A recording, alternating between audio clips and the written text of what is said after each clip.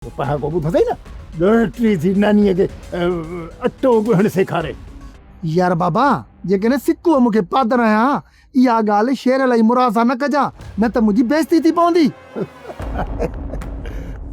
अड़े छोरा मां को चरियो हा या मूंखे कंहिं चरियो धातूरो प्यारियो हा जो मां हिननि शेरल वारनि सां ॻाल्हि न कंदुसि। ॻाल्हि त ॿुध मूंखे रोज़ रोज़ ॻोठ बि पादर पिया लॻंदा आहिनि मां त कंहिंसां ॻाल्हि कोन कंदो आहे। हाणे ॿुध जेकॾहिं न शेरल वारनि खे मां तुंहिंजे पादर जी ॻाल्हि न ॿुधाई त उहो बाबा इहो जेको सिक्कू आहे न सिक्कू इहो रोज़ 99 ते अची भुलिजी वेंदो वरी हिक खां शुरू कंदो इहो रिपीटेशन पियो कंदो जीअं ड्रामनि जूं क़िस्तूं रिपीट थींदियूं न। यार बाबा तूं ॻाल्हि खे सम्झी नथो।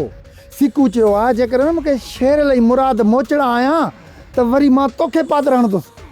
हाणे तूं ई सोच शेर लाइ मुराद सिक्को खे पादर हणनि ऐं पलांत में मां कुटिजां इहो किथां जो इंसाफ़ आहे। वड़ी तारा गोल तारा इन जो मक़सदु तूं पादर त कंहिंखे हणी सघी कोन थो पर पादर खाई बि कोन थो सघी।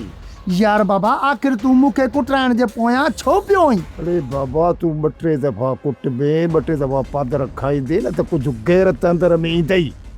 पर हाणे तुंहिंजी मर्ज़ी न आहे कुटिजण ते त मां छा कयां वञी कुट जो वञी धूड़ पाए मुंहिंजो छा।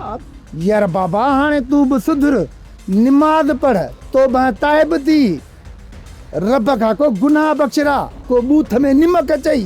हाणे मां निमाज़ूं कोन पढ़ंदो आहियां ईद जी नमाज़ जो पढ़ंदो आहियां 12 महीने इन्हनि लफ़्ज़नि चवंदे एॾो बि गुनाहगार कोन आहे बाबा जेतिरो तूं सम्झी थो। यार बाबा मुंहिंजो पीउ आहीं सॼो ॾींहुं मूंसां गॾु आहीं मूंखे ख़बर न आहे त तूं कॾहिं मसीत जो बूथ ई न आहे ॾिठो। हाणे बसि हाणे बसि पीउ खे बि पुटु नसीहतूं सेखारे पहा को ॿुधंदई न ॾोहिटी थी नानीअ खे अटो ॻोहणु सेखारे। यार बाबा जेकर पीउ सुधरियल न हुजे त औलाद त पीउ खे नसीहतूं ॾींदो न।